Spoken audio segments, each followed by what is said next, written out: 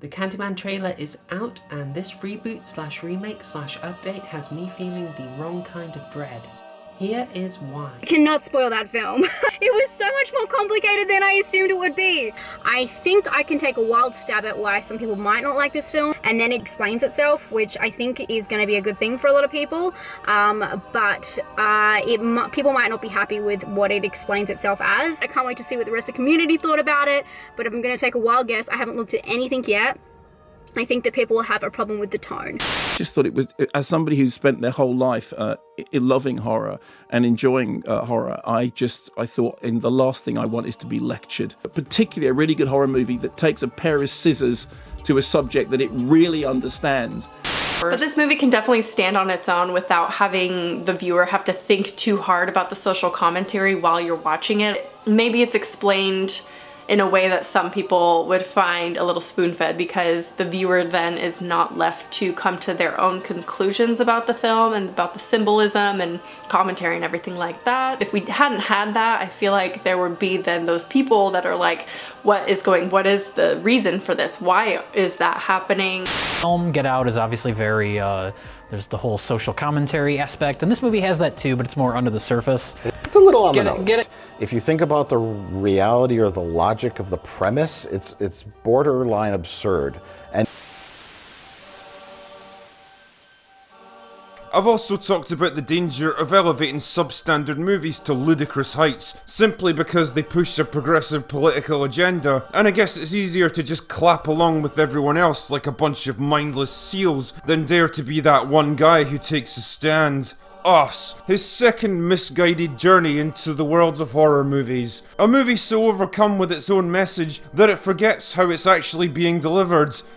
But drink her at you bacchanalian mastermind, I hear you say. This is a movie about deep themes. It explores the dichotomy of American society between the rich and the privileged upper classes and the ignored and marginalised minorities. The practical and logical viability of the story just doesn't matter in the face of these powerful thematic undertones. I've said it before and I'll say it again. Having deep themes or social commentary in your film means nothing if your screenplay is a steaming turd that makes no sense. Unfortunately, these positive elements get dragged down by a shitty plot that's so preoccupied with pushing its themes and progressive social commentary, which basically guarantees glowing reviews across the board from today's professional movie critics, that it kind of forgets to be scary, gripping, or compelling. You know, the reasons we actually watch horror films in the first place. So first off, Candyman is probably my favourite horror movie. Now, The Descent and Misery give it competition, but in terms of what the genre can achieve, for me, it's Candyman. And I would love a new, good Candyman movie, really. But the thing is, Jordan Peele is producing and has co-written this remake slash reboot slash update slash sequel, and I am worried.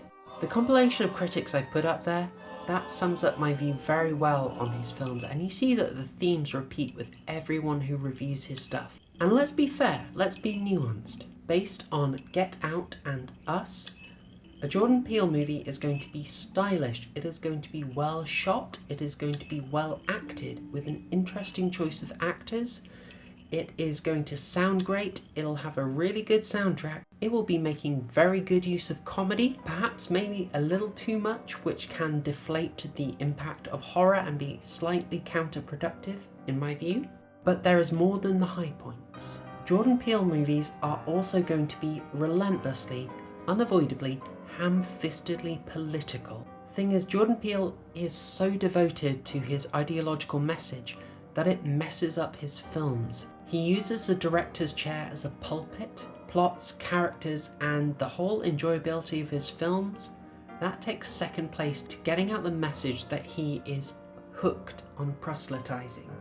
What I mean by that is, films always have a little bit of fridge logic. You know, they're famous for that. You watch the film and afterwards you just think, oh yeah, how would that work? You know, you think about the details. Whereas with a Jordan Peele movie, you often end up just deconstructing the plot as you are watching it, because the flaws in logic are massive. Whether that's working out the practicalities and the purpose of the massive nationwide experiment in Us, or looking at Get Out.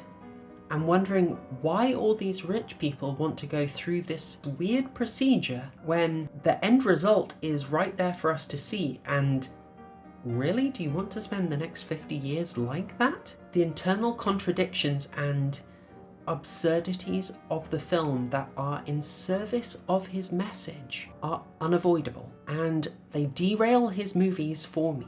Now, I'm not saying don't put themes and messages in your horror. You know, I love it. I love that horror goes deeper with themes. But themes don't mean you get a lecture. I don't want a lecture. And I definitely don't want a lecture that I profoundly disagree with. Because even worse than Peele's inevitable ideological possession is that Candyman is rich ground to be ideologically hijacked by someone with Jordan Peele's politics. Now, in the original Candyman, social issues are definitely important. You know, the story it's based on, The Forbidden, that's actually set in Liverpool.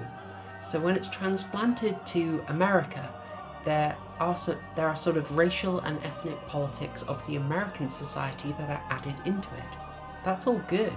That helps make the original Candyman complex. Now, I'm working on a longer exploration of Candyman and its politics, but the most important takeaway is that Candyman is rich in theme but low in ideology. It allows a number of interpretations, it entertains different readings, and it challenges a black and white worldview.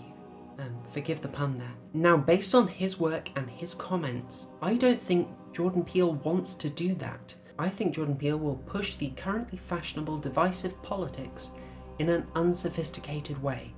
It'll be stylish, it'll be well acted, and the soundtrack will kick ass. But it's going to be unavoidably, incorrigibly woke, and it will wreck the film. It will derail it. Now, okay, this is his third film. He might have got some of it out of his system.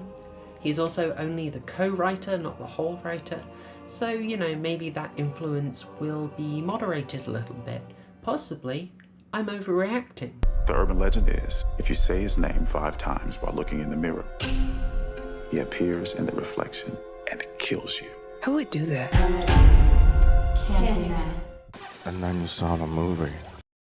Oh. Complaints are one thing, but I think it is far more interesting to make predictions. If I understand Jordan Peele and his filmmaking, then it should be easy for me to lay out what my worries are and predict what the problems will be. That's what I'm going to do here and now. Now, just for grounding, I have not looked at production notes. I skimmed the wiki to see what Jordan Peele's specific responsibilities were. I haven't read interviews related to Candyman. I am taking this all from the trailer. So this new protagonist is going to be more connected to Candyman than, say, Helen Lyle. He's going to have some kind of real identification with, possibly overlap with Candyman, possibly becoming him. Candyman is going to be less evil. Now, I wouldn't say he was evil in the first film, but he is going to be less selfish. This is going to be a Candyman who is a seeker of justice.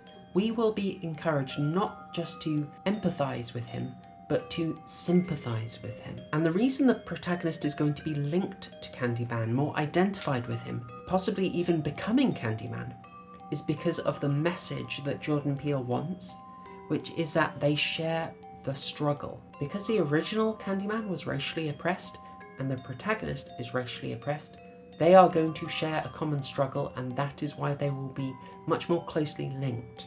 And the protagonist already talks about being connected to the neighbourhood, Cabrini Green.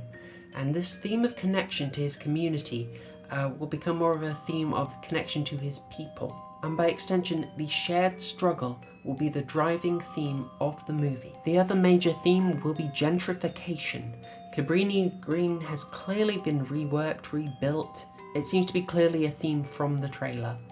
And Jordan Peele is going to be very critical of gentrification, specifically of white people moving into Cabrini Green. There is going to be criticism of the police not caring about the former projects. We will be encouraged to cheer and or laugh at or support the deaths of some of the people who are gentrifying Cabrini Green. And towards the end, the themes are going to take over and you will get a straight up lecture from a character. Now, in service of the symbolism, the plot is going to become nonsensical towards the end. This is kind of a freebie, but the protagonist is going to be very middle class but emphasize working class upbringing. because that's pretty much what Jordan Peele is comfortable writing. He tends to over-identify himself in his protagonists, and that's because they tend to be his mouthpieces. The reason I say that's a freebie is because it's kind of obvious from the trailer, and it's not necessarily a fair criticism. Writers generally seem to be more comfortable writing equally middle-class characters. Alright, those are my predictions. If I'm wrong, I'll pay to see it twice happily and make my apologies. Like I said, I'm going to be delighted if this is a new and good Candyman film. I'll be over the moon. On a side note that I've got to get in somewhere, it's a cool touch in the trailer, the use of Destiny's Child's Say My Name. Unfortunately for the rest of the film, it looks like the writing's on the wall. You see what I did there? Do you see that? Sit like a Horrorshow cooperative mouth chick.